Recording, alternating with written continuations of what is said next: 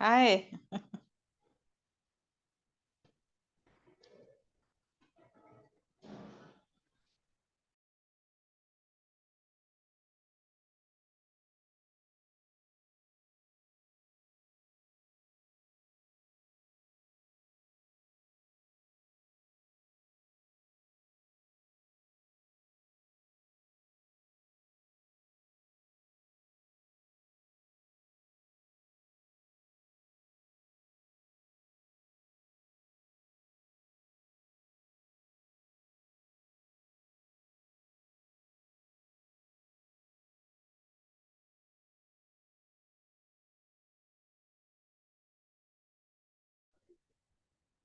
Hariom sir जी।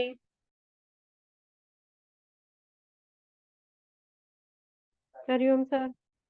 हरिओम जी। हरिओम जी, प्रिया जी, शीतल जी, प्रियंका जी, वर्षा जी, Hariom sir, Soma प्रणाम। जी, हाय आशा ममता। जी। जी जी, Hariom sir. नमस्कार नमस्कार नमस्कार जी, नमस्कार सभी को नमस्कार। तो हमारा दूसरा सब्जेक्ट स्टार्ट हो चुका है। जी जी। पहला सब्जेक्ट आप सभी ने पढ़ा। उसके बाद में उसके कुछ टॉपिक अगर आपको लगेंगे जो रह गए हैं तो उनको अपन फिर बाद में और कवर कर लेंगे, पर अभी लगभग लगभग पहला सब्जेक्ट अपना पूरा हो गया था। दूसरा सब्जेक्ट हमने पढ़ना कल शुरू किया था कर्मयोग के बारे में।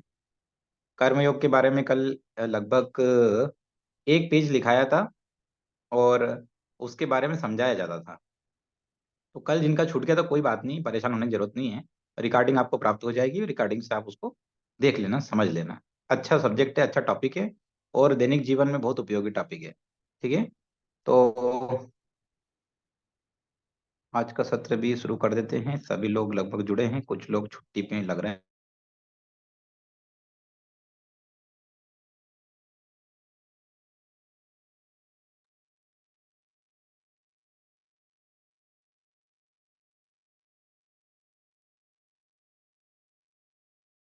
कल के टॉपिक में हम लिखाया था उसको आप सब लोगों ने अच्छे से लिखा होगा, उम्मीद है ऐसी। और नहीं भी लिखा होगा आपको उसमें काफी।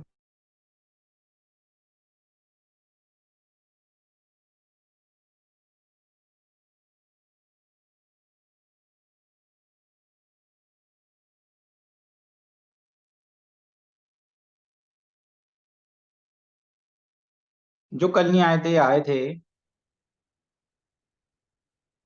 ठीक है। आवाज आ रही है बराबर आपको? जी। चलिए, जो कल आए थे या नहीं आए थे, किसी भी कंडीशन में आपको लिखना है कि कर्मयोग अर्थात कर्म में लीन होना।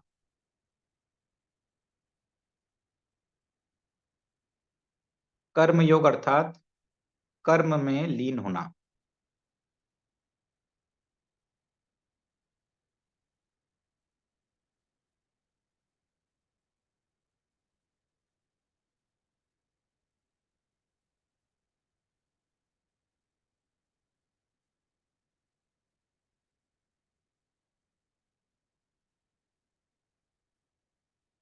धर्मांचरण जैसे एक नॉर्मल बात है, भाई लिख लिया आपने केवल कर्मयोग अर्थात कर्म में लीन होना।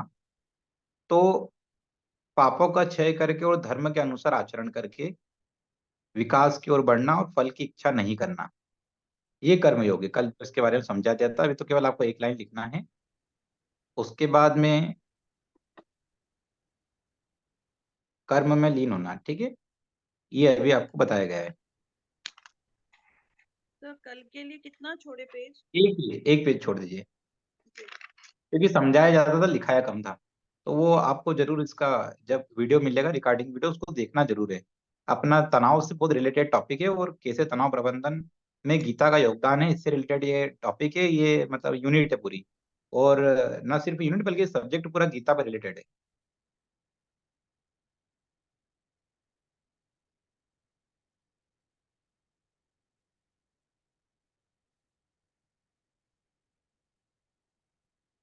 3 मार्ग जो बताए गए हैं, एक कर्म योग है, एक ज्ञान योग है, एक भक्ति योग है। यह 3 मार्ग हम लोगों को गीता के माध्यम से इनका ज्ञान प्राप्त होता है, कर्म योग का, ज्ञान योग का और भक्ति योग का। कर्म योग अपन ने जैसा कि कल पढ़ा था, निस्वार्थ कर्म का मार्ग है। निस्वार्थ कर्म मतलब जिसमें कोई स्वार्थ नहीं,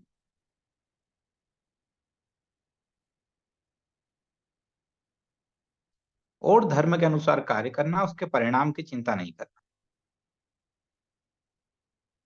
कर्मयोग मन को शुद्ध करता है।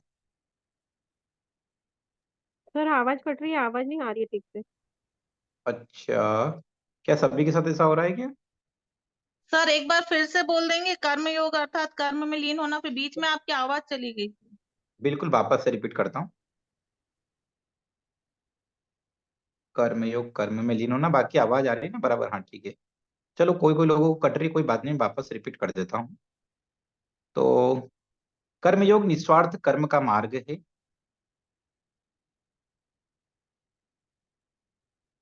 निस्वार्थ कर्म अर्थात जिसमें हम फल की इच्छा नहीं कर रहे, परिणाम की इच्छा नहीं कर रहे। कर्मयोग जो है वो मन को शुद्ध करता है।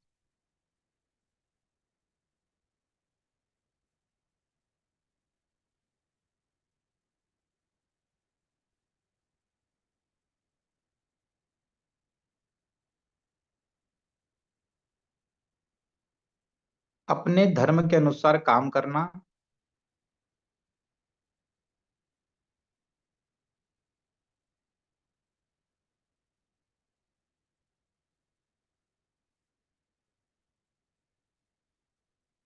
ही कर्मयोग है। मतलब इसमें हम फल की इच्छा नहीं कर रहे हैं, निस्वार्थ भाव से किया गया कार्य जो है वो कर्मयोग है।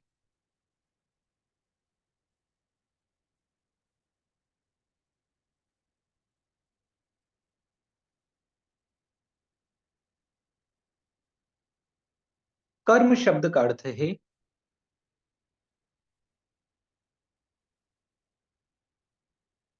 क्रिया या काम करना। कर्म शब्द का अर्थ है क्रिया या काम करना।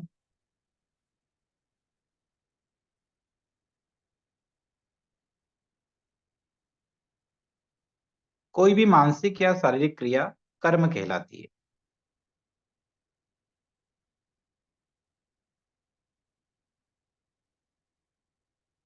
कोई भी मानसिक या शारीरिक क्रिया कर्म कहलाती है।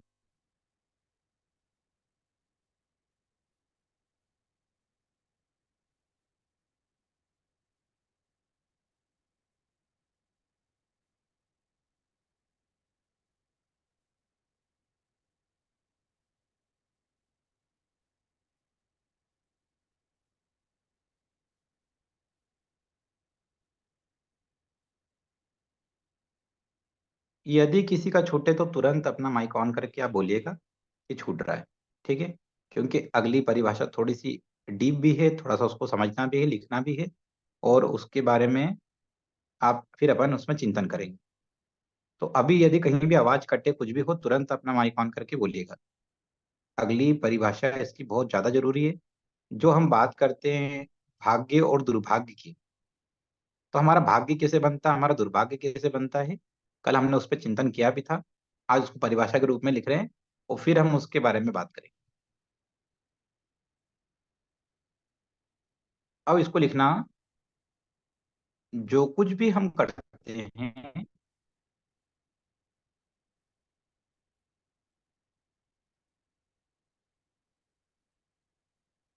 जो कुछ भी हम करते हैं, कहते हैं या सोचते हैं,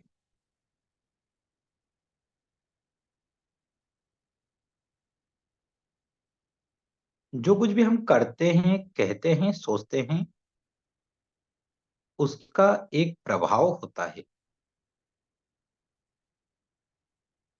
आई रिपीट, जो कुछ भी हम करते हैं, कहते हैं या सोचते हैं, उसका एक प्रभाव होता है।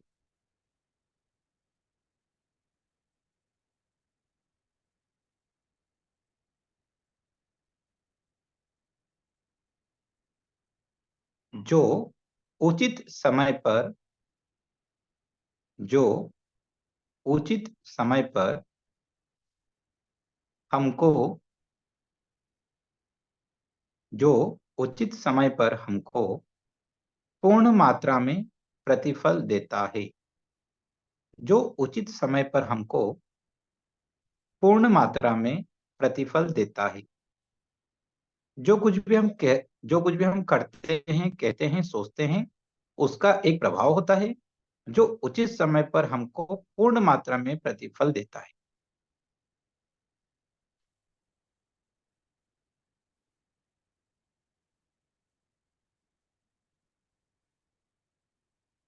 जिसे हम भाग्य कहते हैं, जिसे हम भाग्य कहते हैं, वह हमारे पूर्वकालिक अच्छे कर्मों का फल है।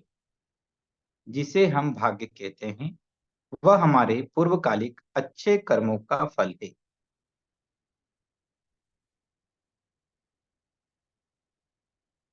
जिसे हम भाग्य कहते हैं, वह हमारे पूर्वकालिक अच्छे कर्मों का फल है। और जो हमें दुर्भाग्य के रूप में दिखाई देता है, और जो हमें दुर्भाग्य के रूप में दिखाई देता है, वह हमारे पूर्व काल के बुरे कार्यों का फल है। जो हमें दुर्भाग्य के रूप में दिखाई देता है, वह हमारे पूर्व काल के बुरे कार्यों का फल है।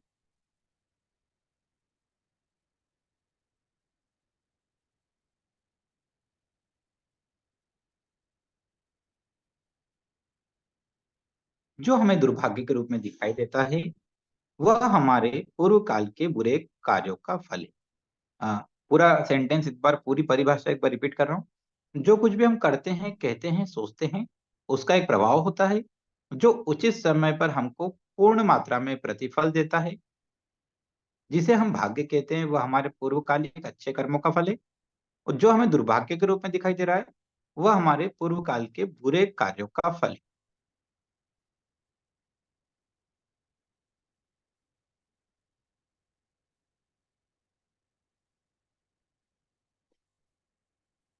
चलिए, पहले अभी जितना हमने पढ़ा है उसको पहले समझ लेते हैं। कल भी समझा दिया था, वैसे टॉपिक वहीं पर है अभी भी, और जिनका कल छूट गया था वो भी समझ लेंगे एक बार में।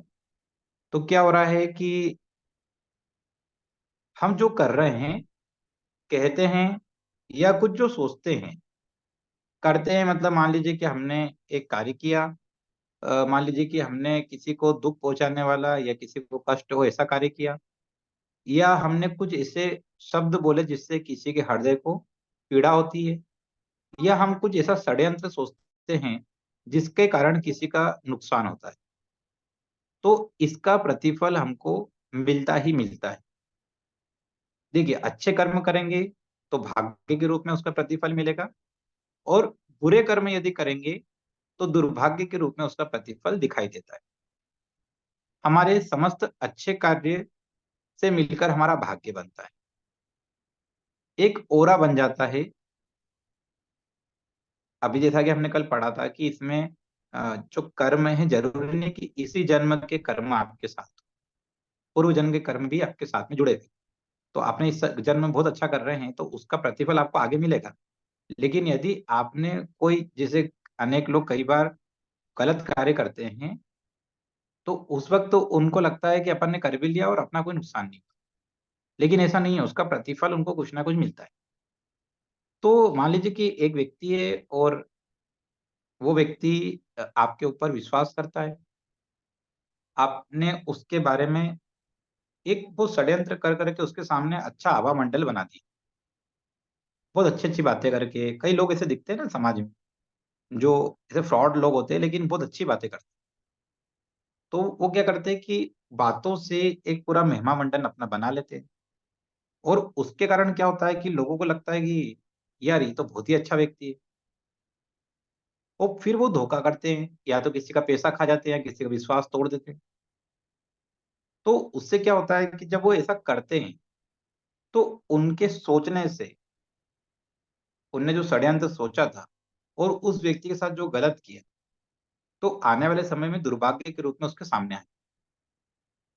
और यदि उसने अच्छा किया, मतलब भाग्य जिसको हम बोलते हैं ना, अच्छे कर्म किए। जैसे मान लो कि कई बार आप देखते हैं कि आपने कोई भूखा व्यक्ति आपके समक्ष आया, बहुत परेशान दिख रहा है, भूखा दिख रहा है, उसने आपसे मदद मांगी भी नहीं, पर आप उसको देख के पहचान लिया कि ये व्यक्ति बड़ा परेशान है। किसी भी बहाने आपने उसकी मदद कर दी। आप करके अच्छा कर्म करा, आप करके भूल गए, कोई फल के लिए आपने नहीं करा। जी आपके इसमें अच्छा गाना बज रहा है।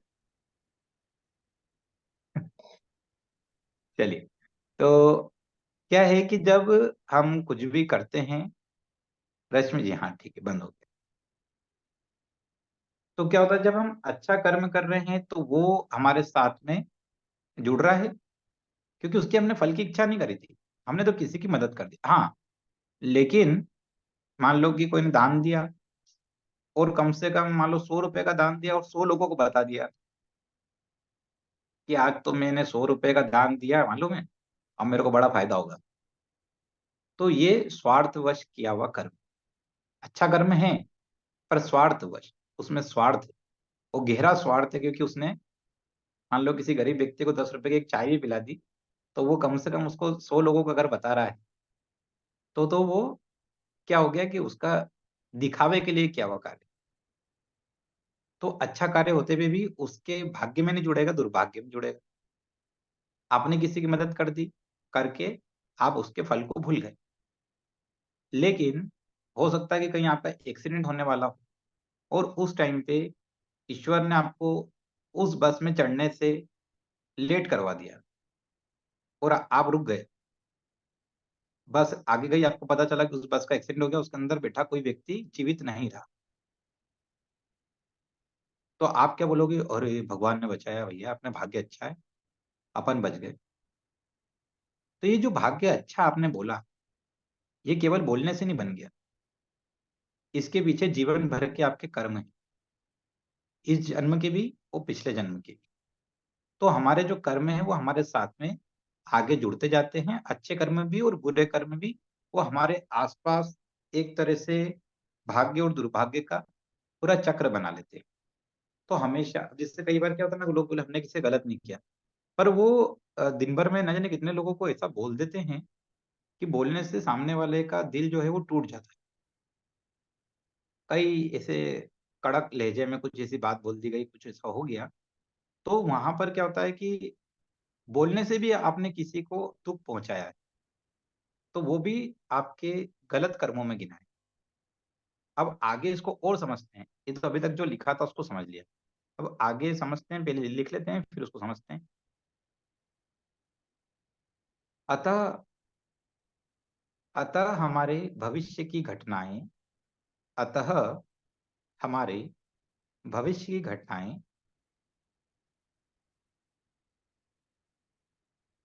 संयोगवश उत्पन्न नहीं होती। जैसे अपन बोलते हैं ना, संयोग से हो गया, तो संयोगवश ही उत्पन्न नहीं होती। हमारे भविष्य की घटनाएं संयोगवश मतलब अचानक ही उत्पन्न नहीं होती, अपितु वे वास्तविक रूप में अपितु वे वास्तविक रूप में हमारे पूर्व और वर्तमान कार्यों के प्रभाव से ही घटित होती है। अपितु वे वास्तविक रूप में हमारे पूर्व और वर्तमान कार्यों के प्रभाव से ही घटित होती है।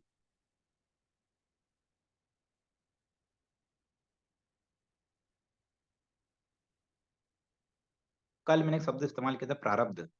प्रारब्ध का जो मतलब है वही भाग्य ही है, ठीक है। तो इस प्रकार हमारा प्रारब्ध कोष्टक में भाग्य, हमारे कर्म द्वारा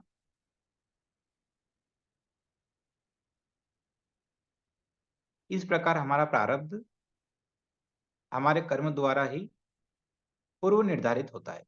पुनः रिपीट कर रहा हूं, अतः हमारे भविष्य की घटनाएं संयोगवश ही उत्पन्न नहीं होती, अपितु वे वास्तविक रूप में हमारे पूर्व और वर्तमान कार्यों के प्रभाव से घटित होती है। इस प्रकार हमारा प्रारब्ध हमारे कर्म द्वारा ही पूर्व निर्धारित होता है।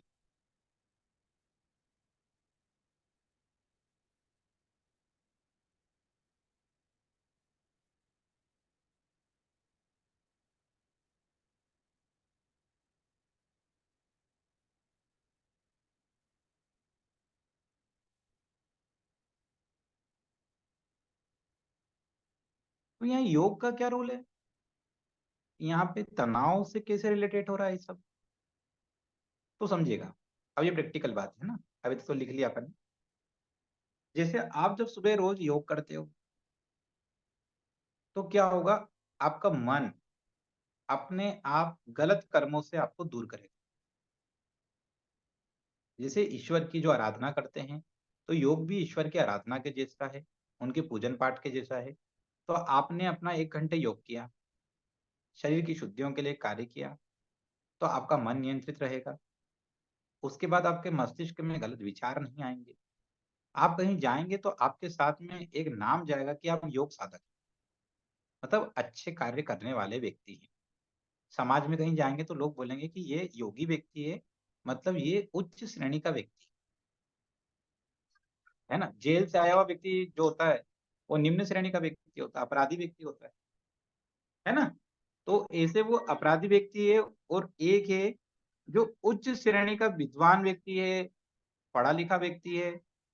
और ऐसे ही योगी जो होता है, योगी क्या होता है, योगी एक कहीं जाता है तो उसका सम्मान रहता है, किसी भी जगह जाता है। वो क्यों रहता है, क्योंकि ये माना जाता है कि इसका जो आचरण है वो धर्म के अनुसार है, यम नियम का पालन करते हुए इसका जो आचरण है वो धर्म के अनुसार। अब धर्म के अनुसार उसका आचरण है।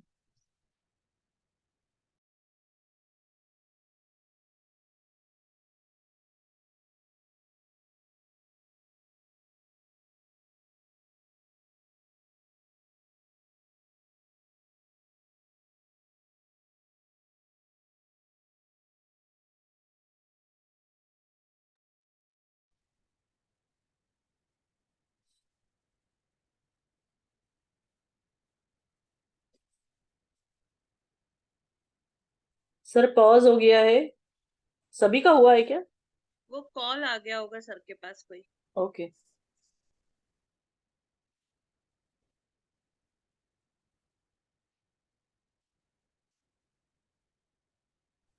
कल भी राइटिंग वर्क था, थ्योरी।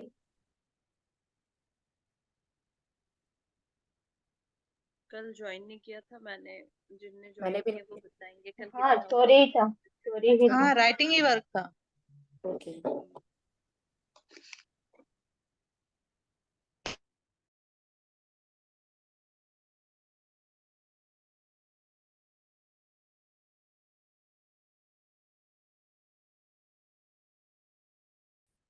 तो क्या होता है कि जब भी हमारा जो कर्म है हमारे साथ में योग साधक का नाम जाता है, तो हम जब योग करते हैं तो हमारा मन भी नियंत्रण में रहता है, और हमारा आचरण जो धर्म के अनुसार होता है, क्योंकि हम खान पीन पे भी ध्यान रखते हैं।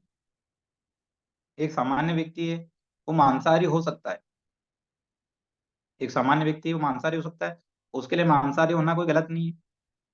वो एक सामान्य व्यक्ति है, वो अपने आप को क्या बोल रहा है कि मैं तो मॉडर्न कल्चर का व्यक्ति हूँ, तो मैं तो मांसाहारी हो सकता हूँ। लेकिन जिस जिस देश में योग को अपनाया जा रहा है वहां पर क्या होता जा रहा है, शाकाहारी व्यक्ति अपने आप बनता जा रहा है। हो सकता है उसका धर्म सर आवाज क्लियर नहीं आ रही। अभी भी नहीं आ रही। अब देखिएगा, अब आ रही है, बाकी सभी को आवाज आ रही है। आ रही है, आ रही है। शीतल जी वापस से रिज्वाइन हो जाओ, कभी ऐसा लगे तो नहीं ठीक हो तो आवाज। तो क्या हो रहा है कि जैसे हमारे जो मतलब जब हम यम नियम का पालन करते हैं, तो अब जैसे मान लीजिए कि आपके मन में आपको कहीं दिखता है कि कहीं पे रास्ते में आपको कोई व्यक्ति उसकी जेब के अंदर से 100 रुपए का नोट गिर गया, आप जस्ट उसके पीछे हैं, आप सबका दिमाग में एक ही विचार आएगा कि इसे उठा के ये नोट उसको दे दे। उसकी तुरंत आप मदद करोगे, तुरंत बोलोगे कि आपका ये नोट गिर गया है, आप इसको उठा लीजिए। या कोई व्यक्ति एकदम रोड पे गिर गया है, बच्चा है, तो आप उसको तुरंत उठाने दौड़ोगे। तो ये आपके स्वभाव के अंदर जो परिवर्तन है योग के कारण है। दूसरा, जो ऑटोमेटिक आप धर्म का आचरण करने लगेंगे, आपको दान करना अच्छा लगेगा, आपको जल्दी उठना अच्छा लगेगा, आपको धार्मिक कार्य करना अच्छा लगेंगे, आपको ध्यान करना अच्छा लगेगा, आपको भगवान का ध्यान करना अच्छा लगेगा, आपको प्रार्थना करना अच्छा लगेगा। तो ये सब योग के अंग हो गए, जो आपको अच्छा लगना ही है, क्योंकि आप योग करते हैं। तो योग करने वाला व्यक्ति उसके साथ में क्या होता है, जैसे अपन भगवान की पूजन करते हैं तो वो भी भाग्य बदलता है। तो योग करने वाला व्यक्ति भी उसके दुर्भाग्य से बचता है। ना सिर्फ आपकी बीमारियां दूर होती है बल्कि उसके दुर्भाग्य से भी आप लोग बचते हैं। इसलिए श्रीमद् भगवत गीता में योग का अनेक जगह उल्लेख किया हुआ है। ठीक है। तो अभी अपन ने जो पढ़ा है टॉपिक, उसमें एक आखिरी में लाइन आई है, वो क्या आया है कि जैसे हमारा जो भाग्य है उसके निर्माता हम स्वयं हैं। ठीक है। और संयोग से हमारा जीवन नहीं चल रहा है। जैसे मान लीजिए कि एक व्यक्ति है, अचानक से उसके पास में फोन आता है। उसको फोन आया कि अरे आपको तो मतलब इस आपको ये कल आपने वो 2020 में एग्जाम दी थी, उसमें आपका चयन हो गया, आप कलेक्टर बन गए। 2020 में एग्जाम दी, उसके रिजल्ट को भूल गया व्यक्ति। रिजल्ट के लिए तो उसने एग्जाम दी थी, उसका तो लक्ष्य था कि कलेक्टर बनना, पर वो रिजल्ट को रोक लिया गया। अब वो कर्म करके भूल गया क्योंकि उसको तो उम्मीद ही नहीं थी कि वो रिजल्ट कभी आएगा और कभी उसमें वो सफल होगा और कलेक्टर बनेगा। अचानक से वो रात में सोया हुआ उदास कि मेरे को नौकरी नहीं मिल रही है। वो बड़ा परेशान है व्यक्ति 2 साल से, वो कि मुझे नौकरी नहीं मिल रही, नौकरी नहीं मिल रही, और ये सब परेशान। अचानक से रात में उसके पास फोन आता है। फोन आता है और उसको बोला जाता है कि आप कलेक्टर बन गए। तो उसकी मेहनत तो उसकी अपनी जगह है, लेकिन ये जो भाग्य उसके साथ में आए, जैसे आप देखते हो ना, 0.1 नंबर से कोई व्यक्ति रह गया। कोई व्यक्ति, जैसे आर्मी की रेस होती है, उसके अंदर देखते हैं कि सेकंड के अंदर कोई व्यक्ति रह जाता है, वो बाहर हो जाता है। वो दुर्भाग्य। और उसने बोला मैंने मेहनत तो बहुत करी पर दुर्भाग्य हो गया। कोई व्यक्ति बहुत मतलब उसके पास सब कुछ है, लेकिन दुर्भाग्यवश उसका सब कुछ चला भी जाता है। तो ये दुर्भाग्य जो है ये क्यों आ रहा है? तो ये कर्मों के कारण आ रहा है। वो कर्म जब हमारे गलत कर्म होते हैं तो इकट्ठा होकर दुर्भाग्य के रूप में काम करते हैं। ये हर किसी पे लागू है। संसार का कोई भी व्यक्ति ऐसा नहीं है जो इससे बच जाए। कुछ को जल्दी रिजल्ट मिलता है, कुछ को देर से रिजल्ट मिलता है। अच्छे कर्मों का भी रिजल्ट मिलना है और बुरे कर्मों का भी रिजल्ट मिलना है।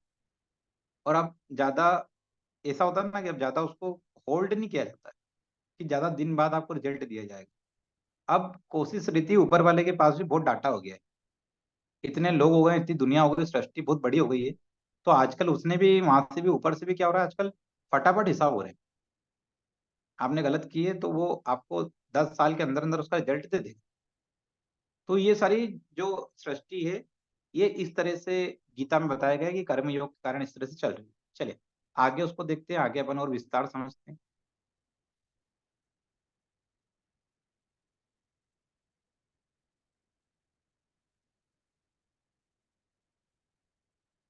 तो कहना का तात्पर्य है कि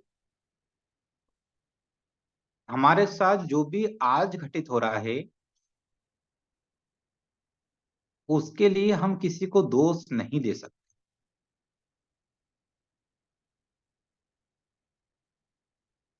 बल्कि उसके जिम्मेदार हम स्वयं हैं। अब ये लाइन तो आपको समझ में आ गई होगी कि आज हमारे साथ जो भी कुछ घटित हो रहा है उस पर हम किसी पे दोषारोपण नहीं कर सकते, कोई को दोष नहीं दे सकते। उसकी जिम्मेदारी हमारे स्वयं की है।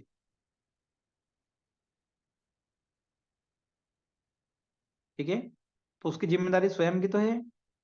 अभी इस सबको पढ़ने के बाद आपको लगा होगा ना कि हम जो किस्मत पे दोष देते हैं, या हम बोलते हैं कि हमारा लक नहीं है, या हम बोलते हैं कि अरे यार वो उसका तो जरा सा कुछ करता है उसका सब अच्छा हो जाता है, हमारा कुछ नहीं हो रहा है, और ये सब बीमारियां हमको क्यों परेशान कर रही, क्यों ये सब। तो इसके लिए कहीं से भी कोई दूसरा जिम्मेदार नहीं है। या तो इस जन्म में या पिछले जन्म के कोई कारण से आप स्वयं जिम्मेदार हो। तो जब ऐसा मन में भाव आ जाएगा, तो ये पढ़ने के बाद, ये गीता का इस हिस्से को आपने जब पढ़ा, इसको हिंदी भाषा में आपने जब समझा, तो आपको ये समझ में आ गया कि जो कुछ भी आपके समक्ष हो रहा है, जो कुछ आपके सामने हो रहा है, वो उसके लिए आप किसी और को दोष नहीं दे सकते। उस सब के लिए आप स्वयं जिम्मेदार है। और जब आप स्वयं को जिम्मेदार मानेंगे कि यार ये जो हो रहा है ना, ये किसी के ऊपर ढोलना नहीं अपने को, देखो ये मेरा बुरा हो गया तुम्हारे कारण बुरा हो, नहीं, वो कहीं ना कहीं उसका कारण अपन स्वयं। और जब अपन ऐसा मानते हैं तो अपने कर्मों को अच्छा करते जाते हैं, क्योंकि अपने को पता चल गया जीवन का सार कि यदि अपने कर्म अच्छे होते गए, कर्म अच्छे जरूर ना आप घर में बैठे बैठे कर्म अच्छे कर सकते हो, उसके लिए कहीं आपको बाहर जाने की जरूरत नहीं है। या कहीं कोई व्यक्ति आपको पीड़ित, शोषित, परेशान दिखता है, उसकी किस तरह से आप मदद कर सकते हो, आप नहीं कर सकते तो कोई अच्छी मदद करने वाले व्यक्ति तक उसको पहुंचा सकते हो, तो भी वो अच्छा कर्म हो गया।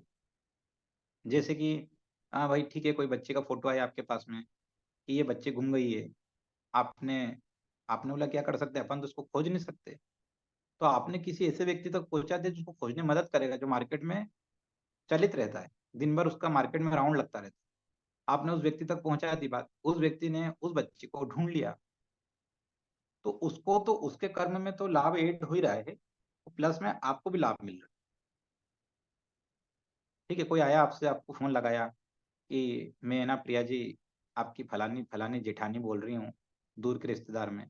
आपने बोला कि हाँ जी बोलिए, बोले कि आपने, बोले आपके यहाँ महाकाल लोग बहुत अच्छा बनाए। आपने बोला हाँ बनाए ना बहुत अच्छा, तो बोले तो मैं आ जाऊँ आपके घर पे, रुक जाऊंगी और आप मेरे को दर्शन करा दें। तो आपने बोला कि अरे यार ये आएगी तो ये 2-4 दिन अपना, मतलब यहाँ पे बहुत ज्यादा इसके कारण दिक्कत आएंगी, अपना शेड्यूल बिगड़ेगा। तो आपने बोला नहीं नहीं मैं तो खुद ही उज्जैन से बाहर हूँ। तो तो क्या हो गया, ये कर्म गलत हो गया। अब उसमें क्या हुआ कि वो व्यक्ति आ गया और आके, मान लो अगर आपके यहाँ रुक गया, आपने बोला नहीं नहीं आ जाओ मैं आपको घुमा दूंगी, मैं आपको दर्शन करा दूंगी, तो आपने एक धार्मिक कार्य में उसकी मदद कर दी।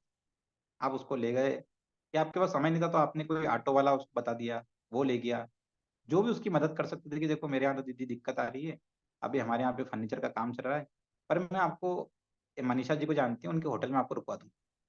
तो ऐसे करके उसकी मदद कर दी, तो वो व्यक्ति के मन में भाव क्या आया, अच्छा, उनने बोला यार इनने मेरी बहुत मदद करी, मैं वहां गई थी। तो एक तो उसके मन में जो भाव अच्छा आया आपके प्रति, उससे आपका भाग्य प्रबल हो। जरूरी नहीं कि आप उसके लिए कहीं बाहर जाए, मान लो आपके घर में कोई आता है जो झाड़ू लगाने का काम करता, पोछा लगाने का काम करता, बर्तन मांजने का काम करती है, वो जो बहन जी अपने घर में आ रही हैं, भले आप रोज उनको डांटते हो, फटकारते हो कि लेट हो जाती है, वो समझ में नहीं आता, और एक दिन आपने उनको बिठा दिया कि नहीं दीदी आप बैठो, पहले 2 रोटी खा लो फिर काम कर लो, तो उसके मन से आपके लिए जो दुआ निकलेगी, वो बोलेगी नहीं, ऊपर से नहीं बोलेगी कि दीदी आप तो बहुत बहुत धन्यवाद आपका, आपने मेरे को खाना खिला दिया ऐसा, लेकिन उसके मन का एक भाव आपके प्रति आए, वो भाव से आपको क्या है कि आपका जीवन में वो भाग्य के रूप में काम करे। मतलब जो ज्योतिष की भाषा है ना, ज्योतिष की भाषा में बोला था आपका मंगल प्रबल करेगा। ठीक है, तो अब क्या होता है कई बार कि जैसे कोई व्यक्ति आया आपके पास में और उसने बोला कि जैसे आप जा रहे रास्ते में, और उसने आपसे बोला कि एक व्यक्ति जैसे नॉर्मल वो आपको रोज मिलता है, वो बड़ा परेशान है, उसने बोला कि मैं बहुत परेशान चल रहा हूँ, ऐसी ऐसी समस्या है। ठीक है, पैसों से उसने आपकी मदद नहीं करना उसकी, मान लो, तो आप उसको ये बता सकते हो कि आपकी ये समस्या है ना, तो आप एक काम करो, वो फलाने व्यक्ति से मिलो, वो आपको बहुत अच्छा गाइड करेंगे और आपको इस समस्या से बाहर करेंगे।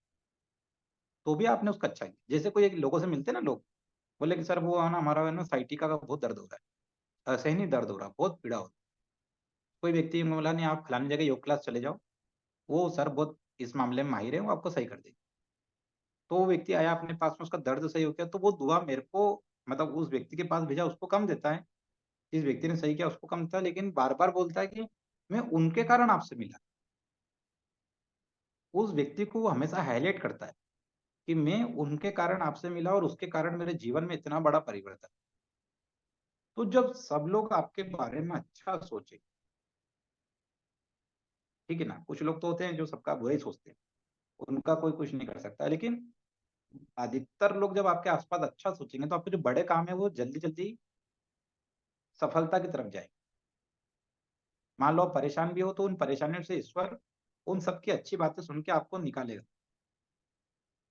तो आपका जो ओरे का निर्माण हो रहा है, ओरा होता है ना, ओरा, आपका जो ओरा निर्माण हो रहा है वो कैसे हो रहा है, सब लोग यदि आपके बारे में ये सोचे कि इस व्यक्ति का तो कोई, इसका तो कुछ अच्छा होना ही नहीं चाहिए, और ऐसे सोचने वालों की संख्या बहुत ज्यादा हो गई, तो आपका वो ओरा नेगेटिव हो जाए अपने आप। इतने सारे लोग अगर आपके बारे में ऐसा सोचेंगे तो वोट आपको नहीं मिला, आपके पक्ष में नहीं है, विपक्ष में चले गए, तो आप हारोगे ही हारोगे। लेकिन बहुत सारे लोग सोचते हैं कि इनका अच्छा हुआ और फिर आप मेहनत भी करते हो, आप मेहनत भी कर रहे हो, अच्छा करने की कोशिश भी कर रहे हो, और साथ में आपको लोगों की दुआएं भी मिल रही, तो आपको सफल होने से कोई भी नहीं रोक सकता। तो आपको आपके बारे में लोग अच्छी बात कब करेंगे, आपको दुआएं कब देंगे, तो अच्छे कर्म करेंगे। चलिए, तो कल हमने पढ़ा था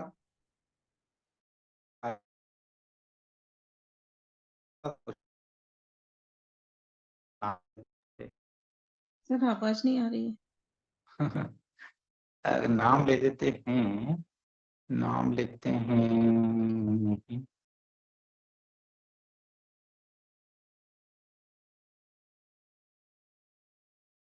मेरी आवाज आ रही है आप सभी को?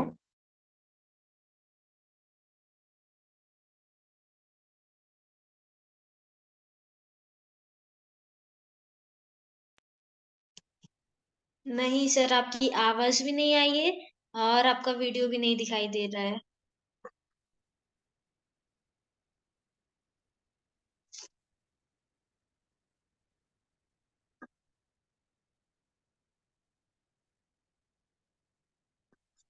मेरी आवाज आ रही है सभी को?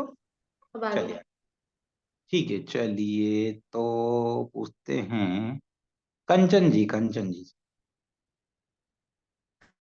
सर कल ही मैं नहीं थी।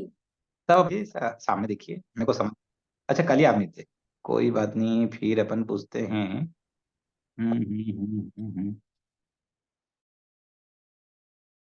वर्षा जी से। कि वर्षा जी अभी 2 बार रिवीजन कर रही हैं, इनकी बहन भी साथ में है, तो वर्षा जी से पूछ लेते हैं। वर्षा जी, जी सर। बाकी बाकी सभी ऐसे नीचे मत, से ऊपर ही देखते रहना है ना, सामने देखना। घर में कितने प्रकार के होते हैं? 2 केवल प्रकार के। 2 प्रकार के? अच्छा, सर क्वेश्चन एक बार फिर कर्म ही पूछे ना सर, आपने कर्म कर्म, कितने कर्म प्रकार कितने के। प्रकार के? हाँ हाँ, हाँ सर, दो कर्म प्रकार। कितने प्रकार दो के, कौन दो कौन से? प्रकार। सकाम और निष्काम। अच्छा, सही बोल रहे हैं क्या, ये सही बोल रहे हैं? जी सर सही है। सही है, ठीक है। तो आपके जो सिलेबस में जिस तरह से आपको दिया हुआ है, उसके अंतर्गत आपको छोटे क्वेश्चन आएंगे, तो आपको इसलिए ध्यान से इनको समझना है और समझने की कोशिश करना है कि इसमें से अपने को याद क्या रखना है, ठीक है। चलिए आगे चलते हैं। एक क्वेश्चन बीच में जानबूझ के लिया था कि कितना आप लोगों का उसमें मन लगा हुआ है, आप कितना पढ़ रहे हैं।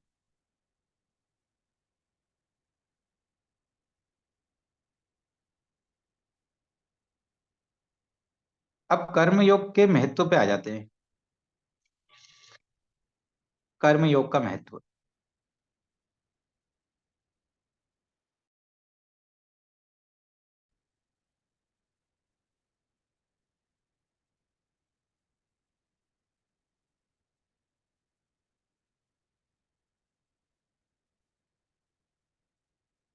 तो जो कर्म योग में ईश्वर का ध्यान आवश्यक है,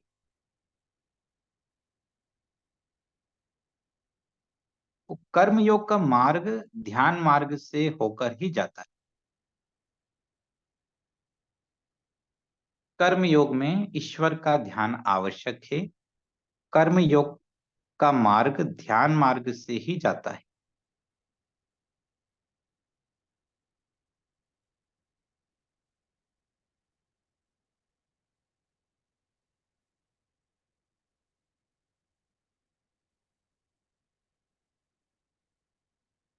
मैंने आपको जैसा बताया था योग, तो लिखना है आपको कि योग के माध्यम से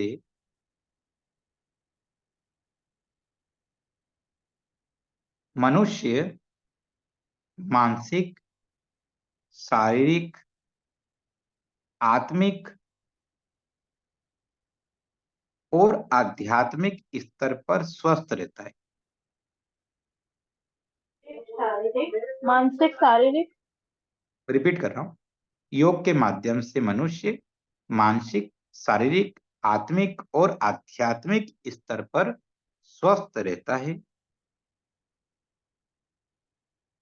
शारीरिक, आत्मिक, आध्यात्मिक और मानसिक स्तर पर स्वस्थ रहता है। वह अपने कर्मों और इंद्रियों को वश में कर सकता है। वह अपने कर्मों और इंद्रियों को वश में कर सकता है।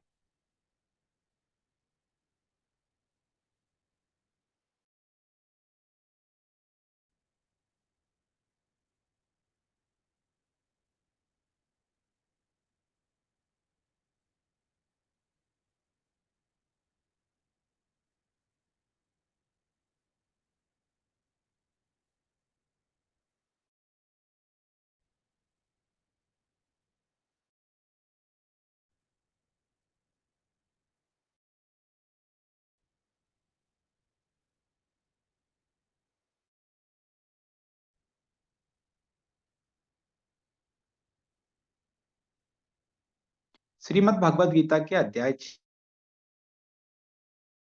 6 कर्मयोग पद्धति की विशेष रूप से जानकारी प्राप्त होती है। श्रीमद् भगवद गीता के 6ठे अध्याय में कर्मयोग पद्धति की विशेष रूप से जानकारी प्राप्त होती है।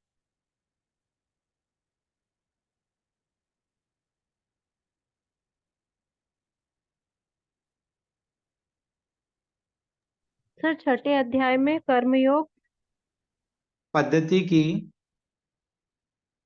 जानकारी प्राप्त होती है।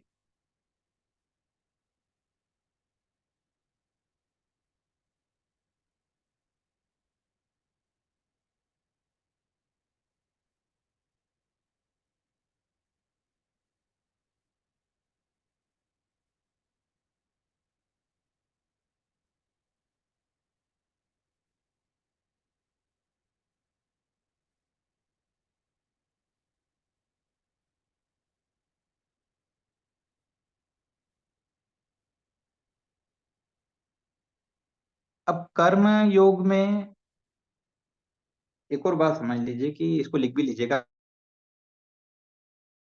कि कर्म आप कर रहे हैं तो उसमें आपको, जैसे भगवान श्री कृष्ण को आप मानते हैं सभी लोग, तो आपने क्या करा कि अपने कर्म ईश्वर को समर्पित किए।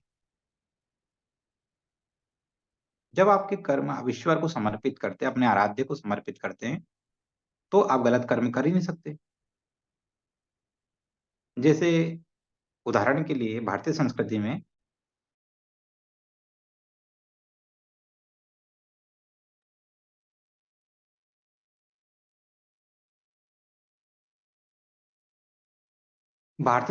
क्या होता है, एक व्यक्ति की दुकान है, वो दुकान पे गया, उसने उसका शटल ओपन करने के पहले क्या करा, उसे नमन किया। दुकान के अंदर गया, उसने पूजन किया। इसको आप समझ रहे हैं?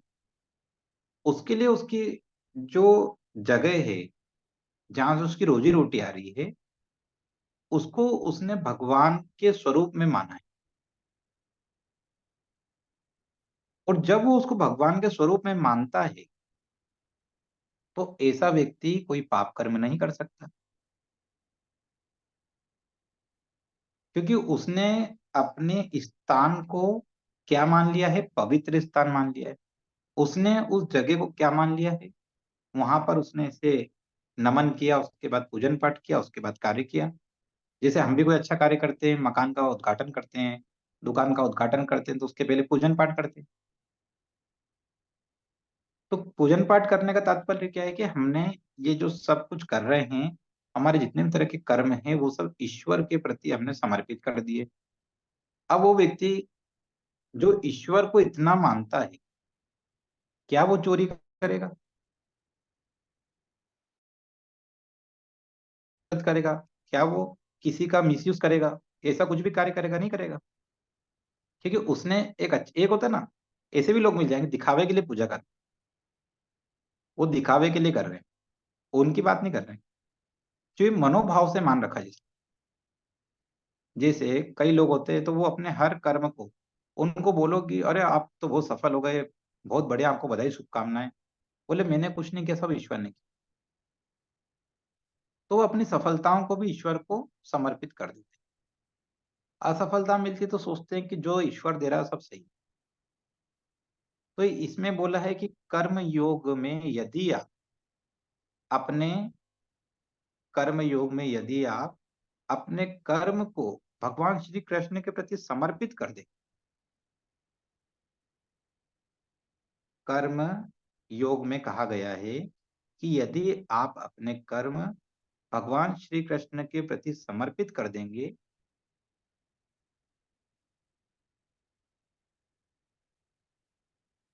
तो सच्चे अर्थों में आप कर्म योगी। समर्पित कर देंगे या ईश्वर का ध्यान रख के कर्म करेंगे कि नहीं, मुझे ईश्वर देख रहा है,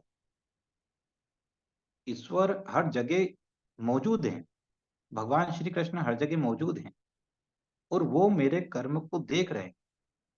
जब आप ऐसा सोच के करेंगे, जैसे आप रास्ते में जा रहे हैं और आपने वहां पर, जैसे कई लोगों को देखा आपने, शरारती तत्व होते हैं, तो वो क्या कर रहे हैं कि कोई ने ऐसा काम कर दिया जिसके कारण कोई का बड़ा नुकसान हो सकता है, या पत्थर बीच में रखा है, उसके कारण कोई बड़ी दुर्घटना हो सकती है। तो कोई लोगों को आप देखना, वो इस जगह लगता है उनको कि इस जगह से टकरा के बाद में कोई व्यक्ति गिर सकता है, तो वो लोग थोड़ा सा रुकते हैं, उस पत्थर को एक तरफ रखते हैं। तो इसका मतलब है कि उनको पता है कि वो जो कर्म कर रहे हैं उसको ईश्वर देख रहा है। तो उनको लगा कि इस जगह से बाद में टकरा के कोई गिर सकता है, तो उन्होंने तुरंत वहां पर उसका उपाय किया। तो उनके जो कर्म है वो ईश्वर को समर्पित किया। हम ये सब क्यों पढ़ रहे हैं? तनाव प्रबंधन के लिए। तनाव में व्यक्ति हो क्यों रहा है? वो नास्तिक है। जो नास्तिक है वो ज्यादा तनाव में, क्योंकि वो अपनी बात किसी से कर नहीं सकता। और आस्तिक व्यक्ति के पास में भले कोई व्यक्ति नहीं है, पर वो ईश्वर से अपनी बात कर सकता है, वो ईश्वर तक अपनी बात पहुंचा सकता है। आपके मन से निकली बात, आप यदि तनाव प्रबंधन करना चाहते हैं, तो आपको बहुत ज्यादा जब कष्ट दे भी रहा कोई व्यक्ति, या आप बहुत ज्यादा कष्ट में हो, तो उस वक्त आपने क्या किया कि आंखें बंद की और ईश्वर से कनेक्ट हो गए और उनको बताया कि ये मेरे को इस तरह की परेशानी हो रही है, वो मुझे इस परेशानी से बाहर निकाले, क्योंकि आप मेरे आराध्य हैं, आप मेरे भगवान हैं, मैं आप ही को मानती हूँ, आपके अलावा किसी को नहीं मानती, आप ही मेरे सब कुछ है। जब हम ऐसा करते हैं तो क्या होता है कि हमको लगेगा कि धीरे धीरे ईश्वर हमारी मदद कर, क्योंकि आपने मदद मांगी है। और जो नास्तिक है वो बोलेगा अगर ये ईश्वर ईश्वर तो कुछ होते ही नहीं, ये सब तो केवल बातें है। तो वो व्यक्ति तो वैसे ही परेशान है, जब वो ऐसा सोच लेगा तो निश्चित कोई, उसकी नजर में कोई पावर है ही नहीं, और जब कोई पावर ही नहीं है तो वो किसी का अनुसरण नहीं कर रहा है। वो पाप भी कर रहा है तो उसको कोई टेंशन नहीं है, वो बोल रहा है कि अरे ये तो कुछ होता ही नहीं है, पाप कर भी रहे तो कोई दिक्कत। पाप करने वाले अधिकतर लोग नास्तिक होते हैं, ईश्वर को मान ही नहीं रहे। तो जब वो व्यक्ति ईश्वर को मानेगा तो वो कहीं भी अंदर से पाप नहीं कर सकता। तो इसलिए हम क्या करें, तनाव प्रबंधन में पढ़ रहे हैं कि आपने अपना हर कर्म किसको समर्पित कर दिया? ईश्वर को समर्पित कर दिया। अच्छा है तो ईश्वर को समर्पित कर दिया, कुछ गलत हो रहा तो हाँ ईश्वर मेरी रक्षा करेंगे, ठीक है, उन्होंने जो दिया प्रसाद समझ के उसको स्वीकार कर लिया। सर सर सर मुझे कोचिंग पे जाना है, लेने लीव कर लूं सर मैं? लो ले लो, आप बिल्कुल ले लो। कभी भी ऐसा इमरजेंसी में जाना हो तो आप जा सकते हैं डायरेक्ट, कोई दिक्कत नहीं, क्योंकि रिकॉर्डिंग है, बाद में आप जी चले जाओगे, जो पढ़ाया उसको बाद में देख सकते हो, है ना। जी ऐसा सर। कि वो नहीं पूछ के जाने की दिक्कत नहीं, आप एक मैसेज ड्रॉप करें निकल जाए। जी सर। जी। तो देखिए, अपने कर्मों को कितना अच्छे से करें और उनको यदि ईश्वर से समर्पित करके करेंगे तो धीरे धीरे हमारे कर्म हमारे अपने आप अच्छे होने लगेंगे। बस यही कर्म योग, इसी के बारे में हमने पढ़ा। और तनाव प्रबंधन में कितना ज्यादा उपयोगी आप समझ गए होंगे, कितना ज्यादा ये हमें तनाव से भी मुक्त रखेगा, आम जो हमारा जीवन है उसमें भी हमें कितनी मजबूती प्रदान करेगा, मानसिक रूप से आध्यात्मिक रूप से कितना ज्यादा आपको मजबूत करेगा। आप करके देखिए, आप दिन भर में जब आपको समय मिलता है, रात में, दिन में, जब भी ईश्वर से कनेक्ट होने की कोशिश करिए। आपको कोई उसके लिए बहुत बड़ी साधना करने की जरूरत नहीं है।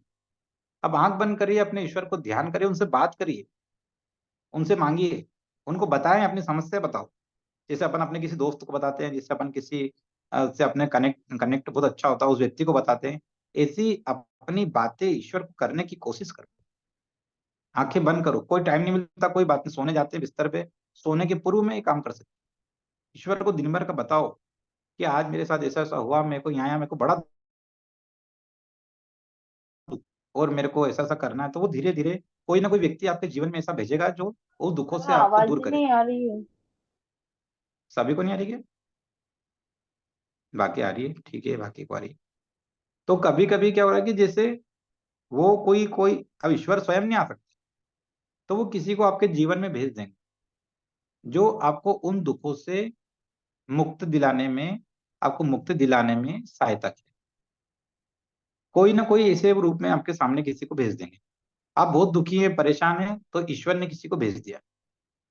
अब बस उसको पहचानना आपको पड़ेगा कि हाँ, ये व्यक्ति जो भेजा है ये सामान्य व्यक्ति नहीं, इसको ईश्वर ने भेजा है।